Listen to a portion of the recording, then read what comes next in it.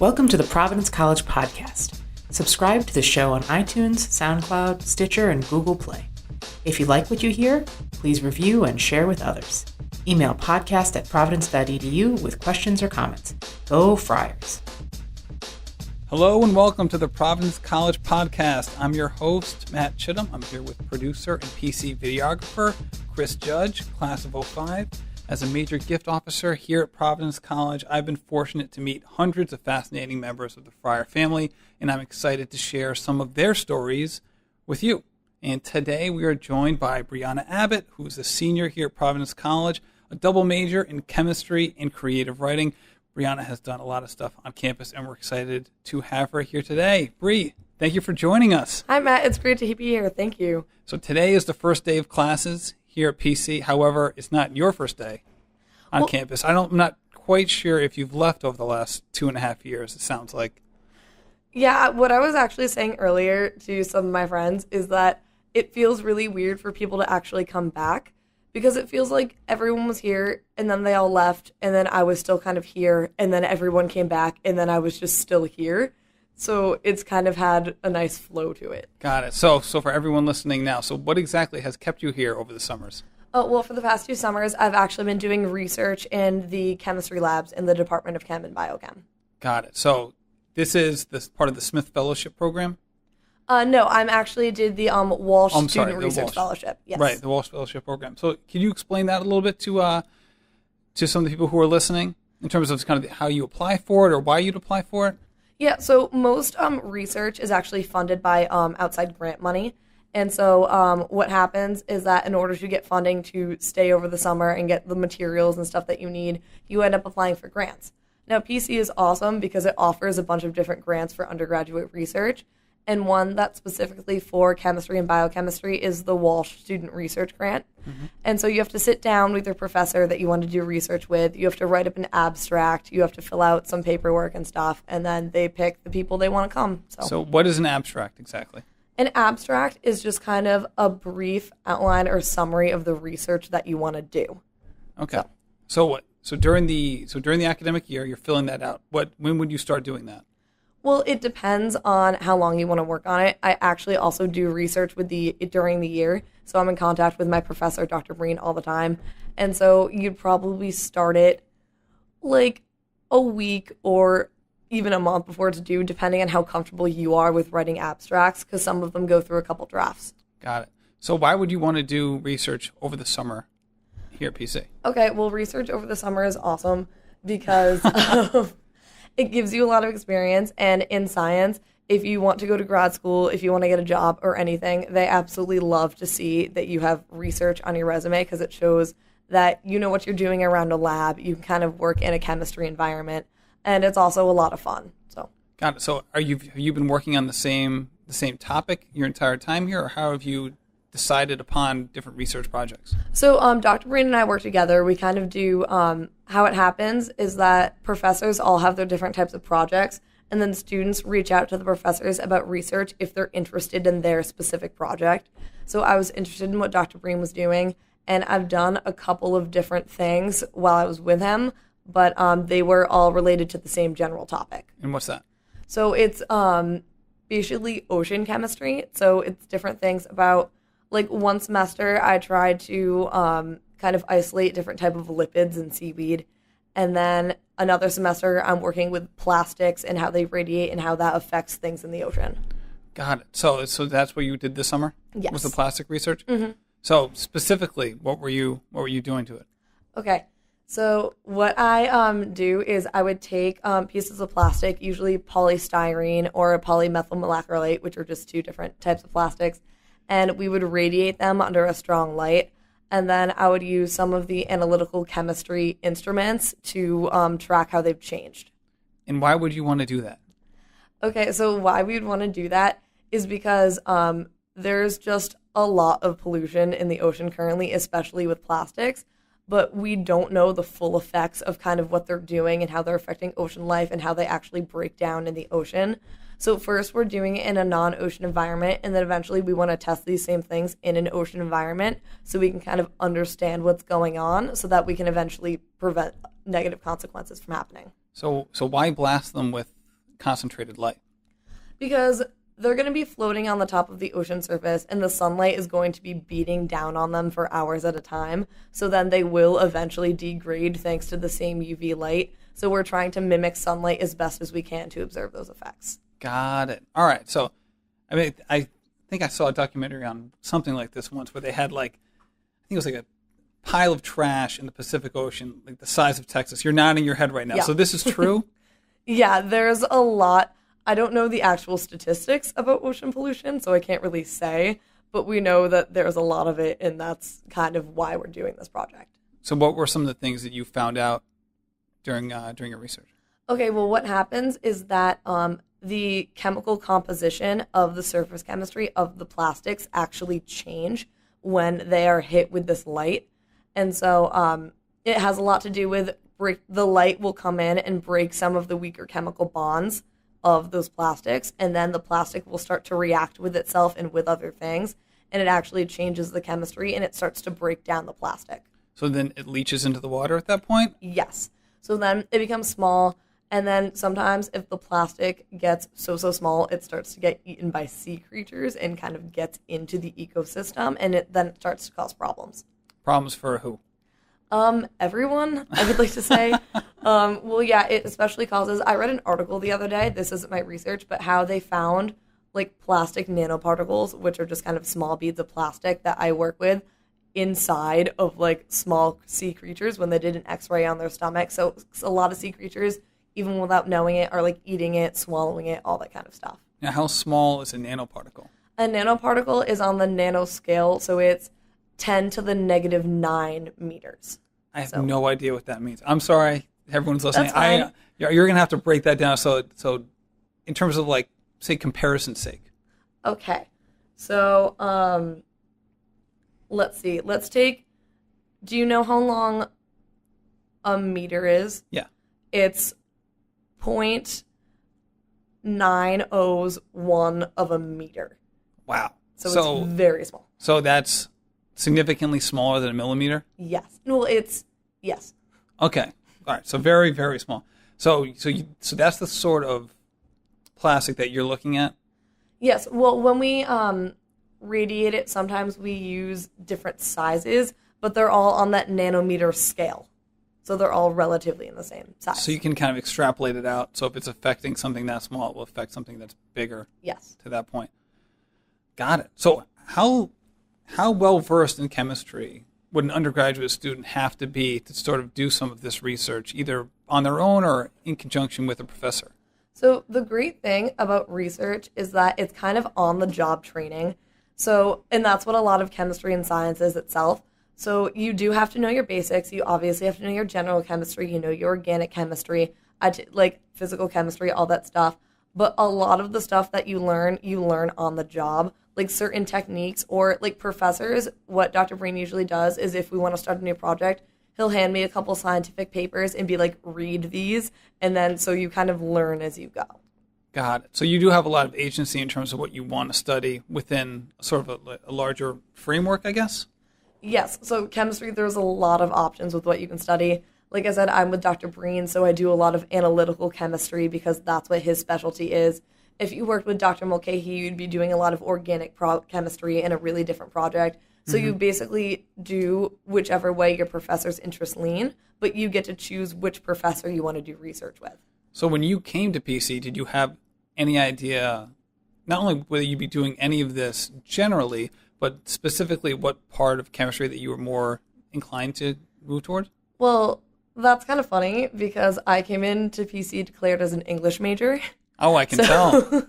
So I did not actually think I would be doing research at all. I thought I would be doing the CABL, which I still do, and all that kind of stuff, but I did not see myself doing research when I got here. So then what pushed you in that direction? Well, I do love English, and like I said, that's still my second major, but I wanted to do something else with it, and I loved chemistry in high school. It was one of my favorites. And I was like, okay, I'll take general chemistry. And so that way it can count as my natural science if I don't still want to do it, but I can still take the class. And then I just kind of kept taking the classes because they kept interesting me. And then by the end of my sophomore year, I was like, okay, I'll declare. So. Got it. So you're still also majoring In English or creative writing? Yes, English creative writing. Okay, so that seems like it's much less defined. So you have your research for chemistry, which is obviously very defined because you want to know what you're doing before you start doing it. However, from a creative writing perspective, how has that gone in terms of what class would you take, for instance, and how would you say your co-curricular work? Right. So some of this research happens outside of the classroom, and obviously you can do that with creative writing as well. Yeah. Well, how it kind of works is that chemistry, you very much need to take certain things certain semesters, and they kind of build off of each other. But with English classes, you need to take classes that eventually fit certain molds that you need to hit, but you don't need to take them in necessarily any order. So when I'm making my schedule, for instance, I base it around my chemistry classes, and then I'll add the English classes where I have space. Got it. So what are some of the areas within creative writing that you've been more drawn to? I like more modern fiction, and then I actually really like the Shakespeare class that I took. So I'm kind of all over the place. Got it. And we actually have your one of your blogs. I say one of because I know you also blog for the PC website. Mm-hmm. But one of your blogs up right now, which is obviously kind of like a fun thing for you to do. How does that play into? I mean, it doesn't sound like you have a lot of free time, but yet you're doing this. So how does that play into it? Well, yeah, I do that on the side. I think what you're referring to is actually Odyssey Online, mm-hmm. which is it's not a campus organization, but it's kind of a national organization where people can express their ideas, and it's like a multimedia platform. So I write and edit for that as well, and I play a big role in the Providence College branch. And you're right, where I definitely do not have a lot of free time, but that's because a lot of my time is spent doing activities that I want to do. So I don't necessarily feel like I'm missing out. So. Got it. So when you first came to PC, and you chose the school, you had this idea of going to English. What were some of the reasons that you chose PC over some of the other schools you were looking at? Well, Providence has a lot. My dad actually went to Providence, so he was the one who pushed me to apply a little bit and was like, come on, you have to go check out the school. And one of my favorite things about Providence is kind of the size, because I was deciding between kind of three schools when it came down to the wire, and one was very big and in the city, one was very small and in the country, and then Providence just had everything right in the middle, and I was like, okay, there we go. I don't have to compromise. So. Got it. No, that's great. And then obviously you do all these things. So when you first came on campus, did you have the idea of trying as many things as possible, or were you a little bit more focused, or how did you approach that? And I bring that up with the idea of we have a lot of new people on campus right now. We had freshmen move in on Thursday, and obviously some of them go through that process of what exactly should I go towards. There's so many different clubs, activities, different things to pick up on. How did you navigate that process? Well, I just kind of signed up for everything, which I would not recommend because you start to get very overwhelmed very quickly. So what I would kind of do is pick 2 or 3 things in the beginning that you really know that you want to do, because everyone has that one club that they know they really want to join. So I would say join that club, join a couple others that you're really interested in, and then once you find your footing, then you can branch out if you have more time to do more things and kind of slowly build on that. Mm-hmm. Because most clubs are thrilled the clubs that you don't have to apply for, they're usually thrilled to take on people halfway on too, because they always want their club membership to grow. So it's what I would say to incoming freshmen who are looking at different clubs is don't be afraid to hold off, because you can join a new club at any time. So. Mm-hmm. And when we were doing the sound check for this podcast, you mentioned something interesting, how for you, you came to campus, before orientation, before move-in, you were part of the FaithWorks group. The podcast that came out today was with Father Pravarnik, who discussed it a little bit. So that was, as you mentioned, pretty instrumental for you in terms of an early formation from a social perspective on the school. Yeah, I absolutely love FaithWorks. Like I said, I did it when I was a rising freshman. I was a coordinator this year as a senior, and I thought it just gave me a really great start because I already met a group of people. I already had kind of volunteered throughout Providence, so I already knew about all these different clubs and knew what I wanted to join. So it just kind of lets you on campus early. It gives you your footing a little bit, and it allows you to make connections. Like, I still have a lot of my really good friends are people who did FaithWorks with me, or they're branched off from people I know who did FaithWorks with me. So you had this great experience, and this summer you try to kind of foster that same experience for some incoming freshmen.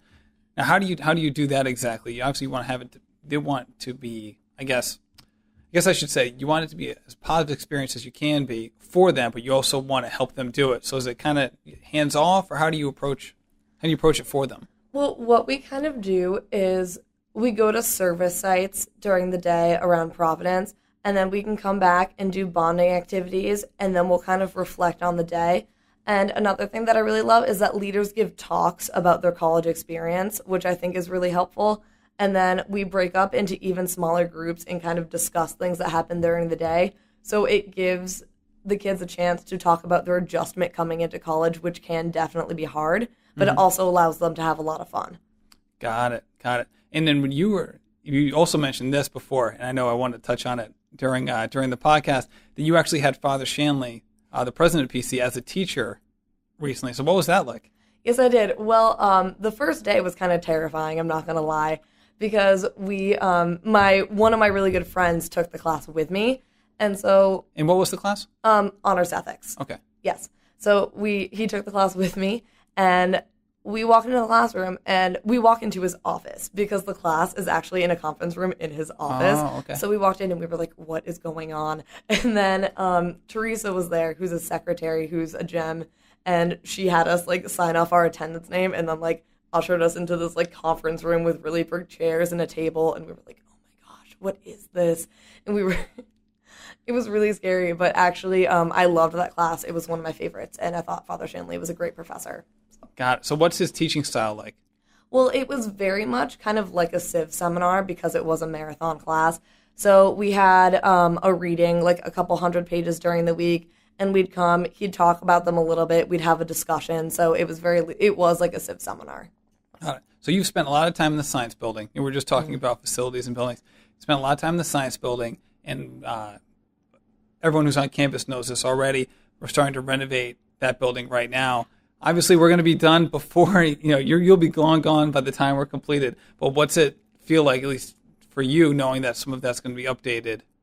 It's so nice. I know that everyone in Almag itself is just kind of so excited for it to happen because the building definitely needs some updates. We kind of joke that the hallways look like a haunted high school because they're very creepy. So, we're all really excited that this is happening. Even though we, like my upperclassmen and probably the couple years above me and below me, we actually don't get to see the results.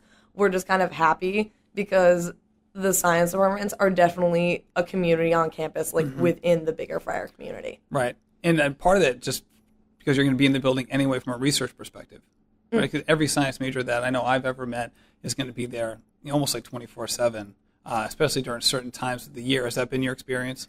Yeah, I would definitely agree. Almag is basically my home because I'll either be in there in research or for class, or it's actually a great study area too because not a lot of kids go there for studying.